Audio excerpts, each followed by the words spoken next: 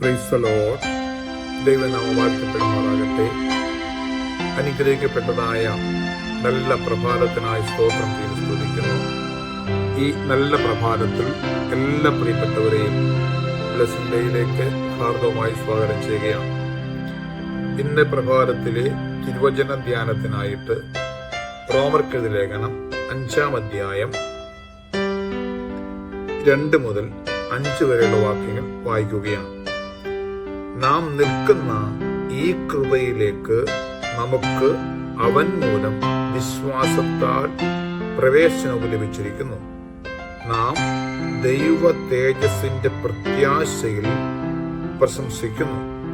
അത് തന്നെയല്ല, കഷ്ടത സഹിഷ്ണുതയെയും, സഹിഷ്ണുത സിദ്ധതയെയും, സിദ്ധത പ്രത്യാശയെയും ഉളവാക്കുന്നു എന്നറിഞ്ഞ് നാം കഷ്ടങ്ങളിലും പ്രശംസിക്കുന്നു.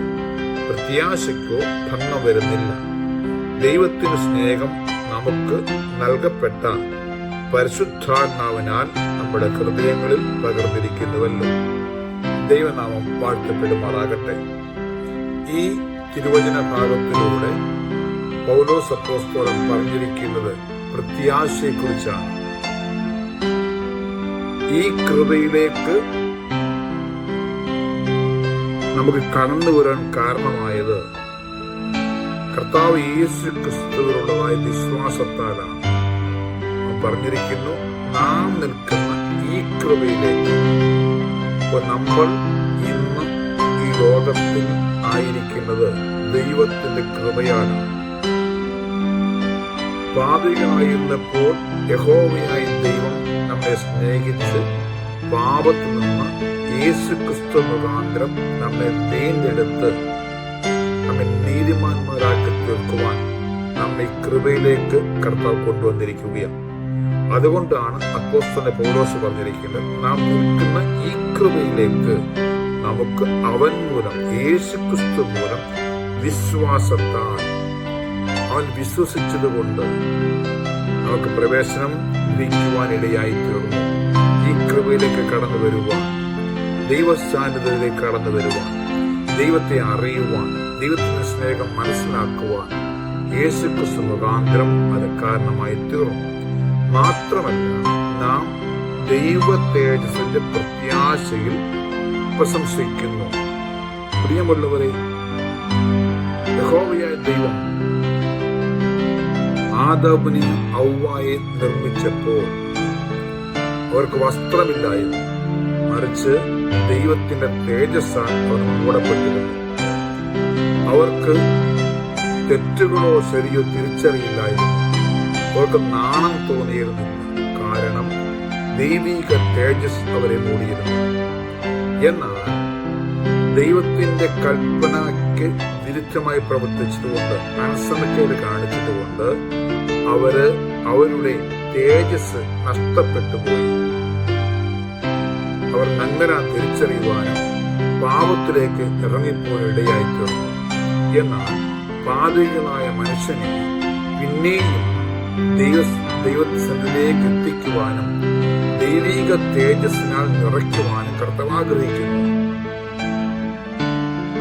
ആയതിനാലാണ് യഹോവയായ ദൈവം കർത്താവിന്റെ സ്നേഹത്താൽ, യേശുക്രിസ്തുവിന്റെ സ്നേഹത്താൽ, യേശുക്രിസ്തു മുഖാന്തരം ദൈവം നമ്മെ ഈ കൃപയിലേക്ക് കൊണ്ടുവന്നിരിക്കുന്നത്.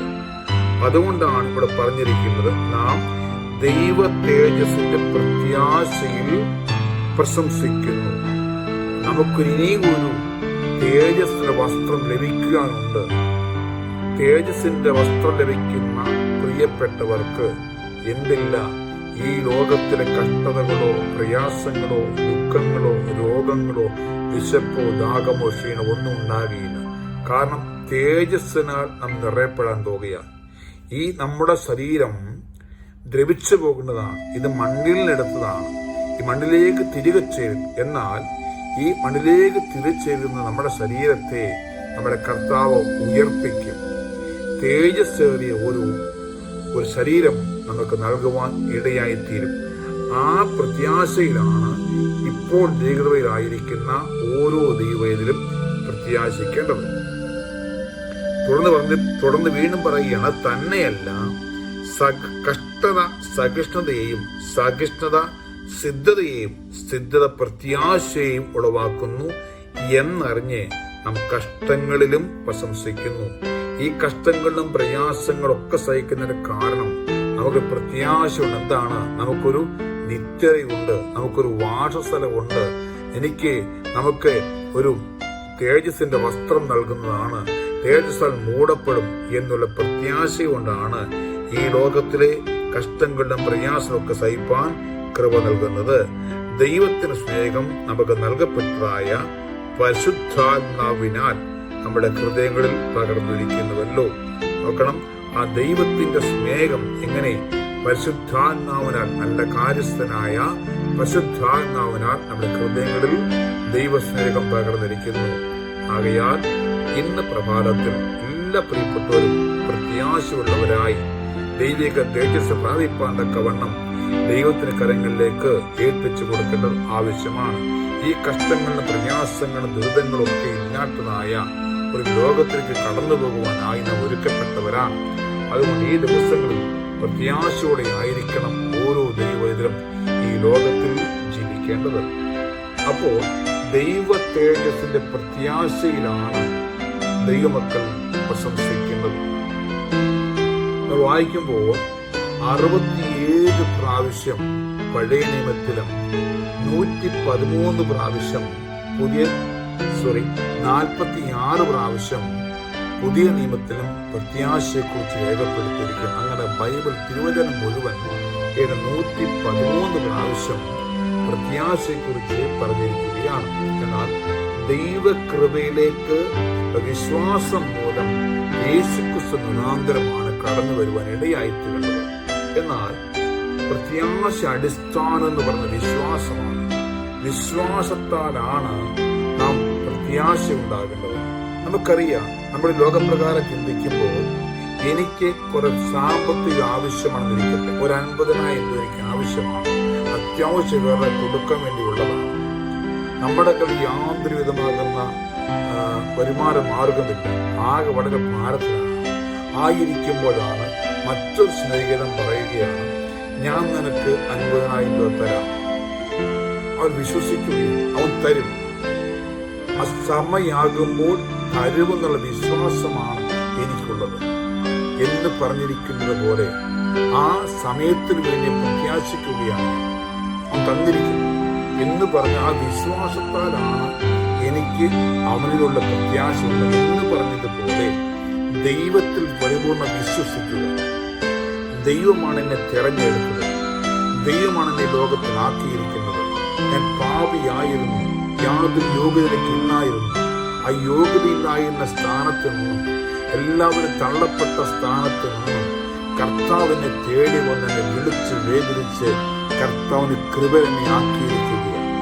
ആ വിശ്വാസത്താലാണ് പ്രിയമുള്ളവരെ നാം ഈ ലോകത്തിൽ ജീവിക്കുന്നത്. അവൻ പറഞ്ഞിരിക്കുകയാണ്, ആമേൻ, വിശ്വാസത്താലാണ്, വിശ്വാസ മുഖാന്തരമാണ് പ്രത്യാശയിലേക്ക് നയിക്കുന്നത്. വിശ്വാസമില്ല എങ്കിൽ പ്രത്യാശയില്ല. പ്രിയമുള്ളവരെ, നമ്മൾ പ്രത്യാശയില്ലാത്തവരായിരിക്കരുത്. നമുക്കൊരു പ്രത്യാശ വേണം. എന്താണ് പ്രത്യാശ? നമുക്ക് വേണ്ടി കർത്താവ് കാൽവരി യാഗമായി തീർന്നു. ആ കർത്താവ് ഇനിയും വാനമേഖലയിലേക്ക് ഇറങ്ങി വരും നമ്മെ ചേർക്കുവാൻ. നമ്മുടെ കണ്ണുനീരില്ലാത്ത, ദുഃഖമില്ലാത്ത, കഷ്ടതയില്ലാത്ത ഒരു ലോകത്തിൽ തന്നെ കൊണ്ടുപോകാൻ പോവുകയാണ്. ആ പ്രത്യാശ നമുക്കുണ്ടായിരിക്കണം പ്രിയമുള്ളവരെ. എബ്രായ ലേഖനം 11:6 വായിക്കുമ്പോൾ വിശ്വാസത്തിലൂടെയാണ് പ്രത്യാശയിലേക്ക് നമ്മൾ കടന്നു വരുന്നത്. എബ്രായ ലേഖനം 11:6 വായിക്കുമ്പോൾ അവിടെ രേഖപ്പെടുത്തിയിരിക്കുകയാണ് പ്രത്യാശ, വിശ്വാസം. എന്നാ 6 ദൈവത്തെ, എന്നാൽ വിശ്വാസം കൂടാതെ ദൈവത്തെ പ്രസാദിപ്പിക്കാൻ കഴിയുന്നതല്ല. ദൈവത്തെ പ്രസാദിപ്പിക്കണമെങ്കിൽ എന്ത് വേണം? വിശ്വാസം ഉണ്ടായിരിക്കണം.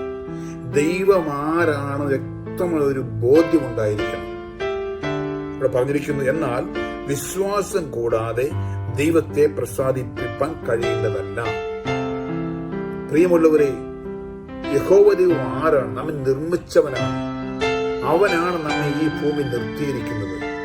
നമ്മെ അനേക ശ്രേഷ്ഠന്മാർ തകർന്നു പോയപ്പോൾ, ഈ ലോകം വിട്ട് മാറിപ്പോയപ്പോൾ ഒരു പ്രാവശ്യം കൂടെ ദൈവസേന അനുഭവിക്കുവാൻ ദൈവം തന്നെ നിർത്തിയിരിക്കുകയാണ്. എന്നാൽ വിശ്വാസം കൂടാതെ ദൈവത്തെ പ്രസാദിപ്പിക്കാൻ കഴിയുന്നതല്ല. ദൈവത്തിന്റെ അടുക്കൽ വരുന്നവൻ ദൈവമുണ്ട് എന്നും തന്നെ അന്വേഷിക്കുന്നവർക്ക് പ്രതിഫലം കൊടുക്കുന്നു എന്നും വിശ്വസിക്കേണ്ടതല്ലയോ? പ്രിയമുള്ളവരെ, വിശ്വാസത്താലാണ് ദൈവത്തിന് അനുഗ്രഹം പ്രാപിക്കാൻ കഴിയുള്ളൂ, ദൈവത്തിന് വിടുതൽ പ്രാപിക്കാൻ കഴിയുള്ളൂ. വിശ്വാസമില്ലാതെ ദൈവത്തെ പ്രസാദിപ്പിക്കാൻ കഴിയുന്നതല്ല പ്രിയമുള്ളവരെ. അതുകൊണ്ട് ദിവസങ്ങളിൽ വിശ്വാസം ഒരിക്കൽ കൂടി പുതുക്കണം പ്രിയമുള്ളവരെ. ഒരു തികഞ്ഞ വിശ്വാസമുള്ളവരായി തീരുവാൻ, പരിപൂർണമായ വിശ്വാസത്തോടെ ദൈവത്തിന്റെ പാതവിടുതലേക്ക് അടുത്തു വരാൻ പ്രിയമുള്ളവരെ. നമുക്കറിയാം, പുതിയ ഭാഗങ്ങളൊക്കെ വായിക്കുമ്പോൾ യേശുക്രിസ്തുവിന്റെ ജീവിതം പഠിച്ചുകൊണ്ടിരിക്കുമ്പോൾ യേശുക്രിസ്തുവിന്റെ അടുത്ത് കടന്നു വന്നിട്ട് അനേക രോഗികളെ സൗഖ്യമാക്കുന്നുണ്ട്. അവസാനം യേശുക്രിസ്തു പറയുന്നുണ്ട്, നിനക്ക് നിന്റെ വിശ്വാസം രക്ഷിച്ചിരിക്കുന്നു. വിശ്വാസത്തോടെ ആര് അവന്റെ അടുത്ത് കടന്നു വരുന്നുവോ, ഏതാവശ്യമായി കടന്നു വരുന്നുവോ അവരെ എന്റെ കർത്താവ് സൗഖ്യമാക്കുകയും വിടുവിക്കുകയും ചെയ്യുന്നുണ്ട്. വിശ്വാസത്തിനാണ് ഏറ്റവും പ്രാധാന്യമുള്ളത്. വിശ്വാസത്തോടു കൂടിയാണ് നമ്മുടെ ജീവിതത്തിൽ അനുഗ്രഹങ്ങളും നന്മകളും പ്രാപിക്കാൻ കഴിയുന്നത്. മാത്രമല്ല, വിശ്വാസത്തോടു കൂടിയാണ് നമ്മെ പ്രത്യാശയിലേക്ക് നയിക്കുന്നത്. യേശുക്രിസ്തു വിശ്വസിക്കുകയും അവൻ പ്രത്യാശിക്കാൻ ചെയ്യുന്നവരെ നമ്മുടെ കർത്താവ് കൈവിടുന്നവനല്ല പ്രിയമുള്ളവരെ.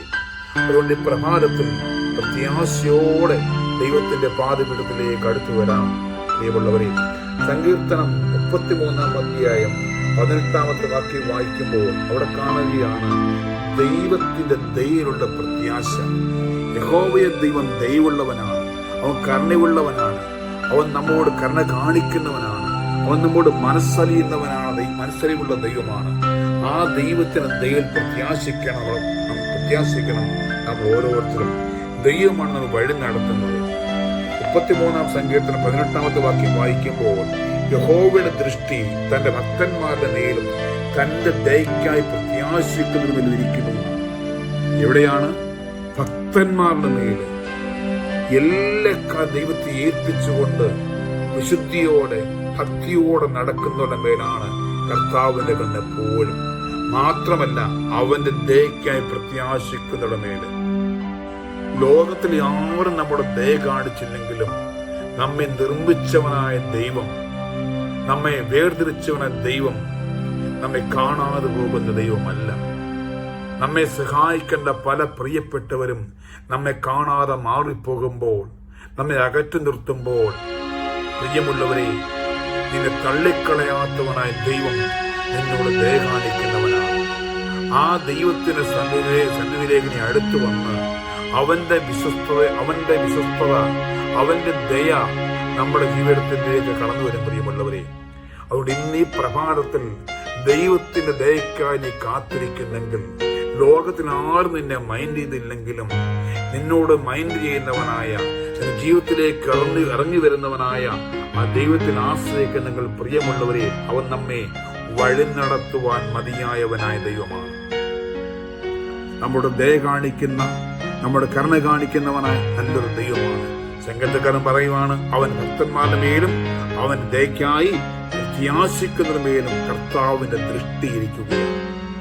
ഏതവസ്ഥയിലും ഏത് പ്രതികൂല സാഹചര്യങ്ങളിലും നീ തകർന്നുകൊണ്ട് ചിന്തിക്കുന്ന നിമിഷങ്ങളിൽ എന്റെ കർത്താവ് ഇറങ്ങി വന്ന് നിങ്ങൾ ദയ കാണിച്ച് നിന്നെ അതിൽ നിന്ന് വിടുവിക്കുന്നവനാണ്.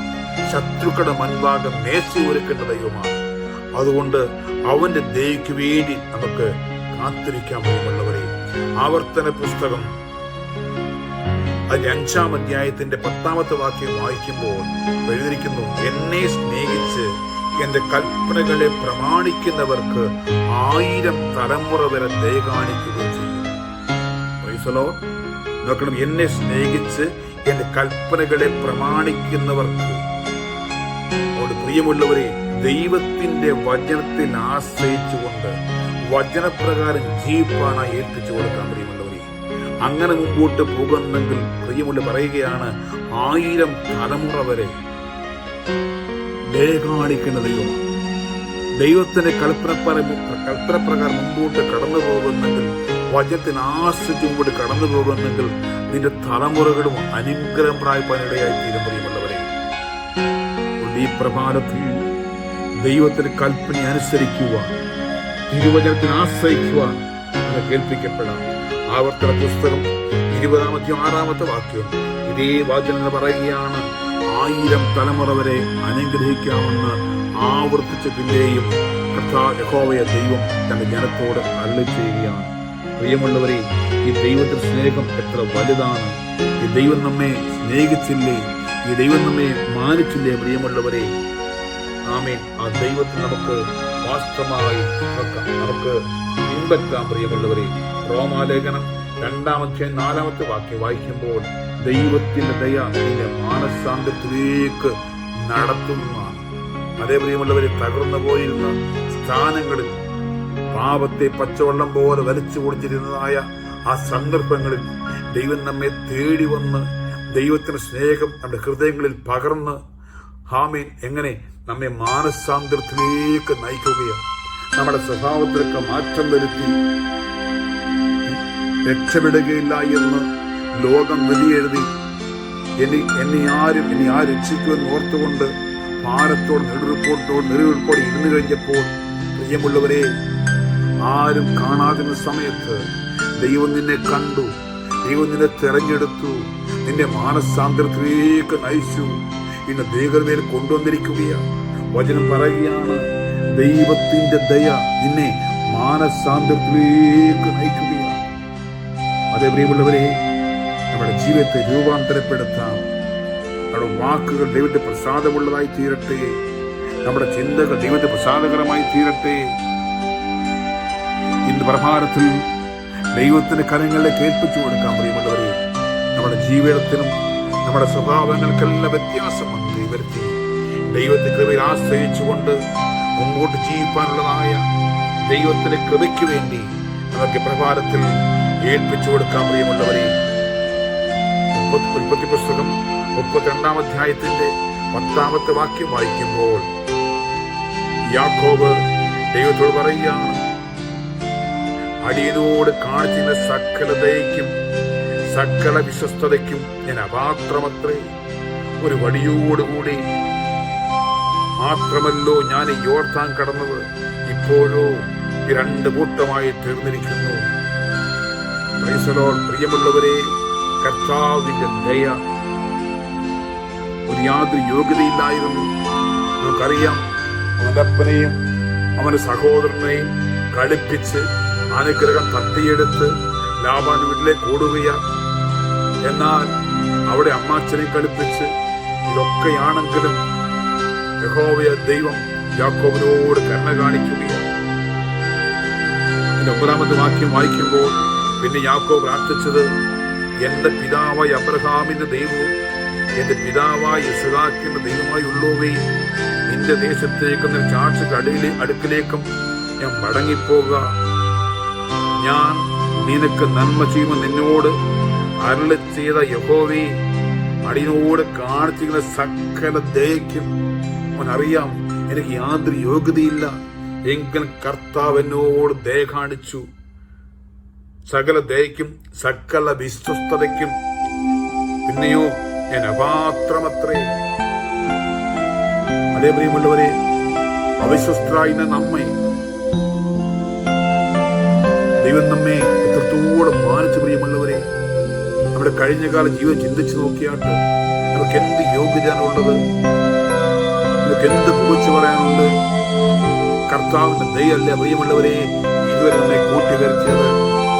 അതുകൊണ്ട് ഈ പ്രഭാതത്തിൽ ഞാൻ പറഞ്ഞിരിക്കുന്ന പോലെ ദൈവത്തിന്റെ ദൈവയുടെ പ്രത്യാശയോടെ നമുക്കായിരിക്കാം. പ്രിയമുള്ളവരെ, ഇതുച്ച ലോകത്തിൽ പ്രത്യാശ നഷ്ടപ്പെട്ടു പോകാതെ കർത്താവിന്റെ കൃപയിൽ ആശ്രയിച്ചുകൊണ്ട് മുമ്പോട്ട് ജീവിക്കാൻ ആവശ്യമായ ദൈവകൃപയ്ക്ക് വേണ്ടി കാത്തിരുന്നുകൊണ്ട് നമ്മുടെ ജീവിതയാത്ര മുമ്പോട്ട് കൊണ്ടുപോകാം. പ്രിയമുള്ളവരെ, ദൈവകൃപയിലായിരിക്കുന്ന ദൈവപൈതലെ, നിന്നെ തകർത്ത് കളയുവാൻ ദൈവത്തിന്റെ പ്ലാനുകളും പദ്ധതികളിൽ നിന്നും നിന്നെ ഓടിച്ചു കളയുവാൻ അവന്റെ പദ്ധതിയെ തകർത്ത് കളയുവാൻ ശത്രുവായവൻ ശ്രമിച്ചുകൊണ്ടിരിക്കുമ്പോൾ അവന്റെ കരങ്ങൾ അകപ്പെട്ടു പോകാതെ കർത്താവിനെ ആശ്രയിച്ചുകൊണ്ട് പ്രത്യാശയോടെ വിശ്വാസത്തോടെ അവന്റെ പാത പിൻപറ്റിക്കൊണ്ട് കർത്താവിന് വേണ്ടി നോക്കി പാർക്കാം. ഈ വചനങ്ങളാൽ ദൈവം എല്ലാവരെയും അനുഗ്രഹിക്കുമാറാകട്ടെ.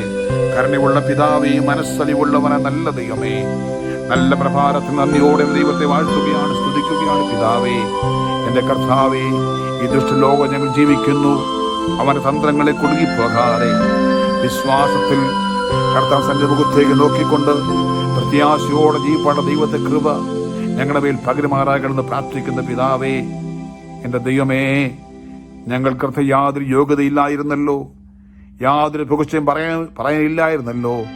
എല്ലാം ഞങ്ങളെ കർത്താവ് വിളിച്ച് വേദനിച്ച് കർത്താവിന്റെ കൃപയിലാക്കിയിരിക്കേണ്ടതായ ആ വിശ്വസ്തകൾക്കായി നന്ദിയോടെ ദൈവത്തെ വാഴ്ത്തുകയാണ്, സ്തുതിക്കുന്നു. പിതാവേ, കർത്താൻ വരവേറ്റവും അടുത്തിരിക്കുന്ന സമയത്ത് കർത്താൻ മുഖത്ത് നോക്കി പ്രത്യാശയോടെ കർത്താൻ വരവിന് വേണ്ടി നോക്കി പാർക്കുവാൻ പിന്നെ ഞങ്ങൾ ഇടയാക്കുമാറാകണമെന്ന് പ്രാർത്ഥിക്കുന്ന പിതാവേ, ഞങ്ങളുടെ പ്രത്യാശയ്ക്ക് ഭംഗം പോലും ഇടയാകാതെ വണ്ണം പ്രത്യാശ മുഖത്ത് നോക്കുവാൻ തക്കവണ്ണം ഞങ്ങൾ ഇടയാക്കുമാറാകണമേ. ദൈവയുടെ പ്രത്യാശയോടെ ജീവിക്കേണ്ട ദൈവത്തെ കൃപ ഞങ്ങളുടെ പകരുമാറാകണമെന്ന് പ്രാർത്ഥിക്കുന്നു. നാഥ, എന്റെ കർത്താവിനെ ചെയ്യാൻ പോകുന്നതിനായി സ്തോത്രം. സകല മഹത്വത്തിന്റെ കർത്താവ് എടുക്കണം. യേശുവിന്റെ അധികാരമുള്ള നാമത്തിൽ തന്നെ ആമേൻ. സ്തോത്രം, സ്തോത്രം. ഈ നല്ല പ്രഭാതത്തിൽ എല്ലാ പ്രിയപ്പെട്ടവരെയും സർവശക്തനായ ദൈവം ശക്തമായി അനുഗ്രഹിക്കുമാറാകട്ടെ.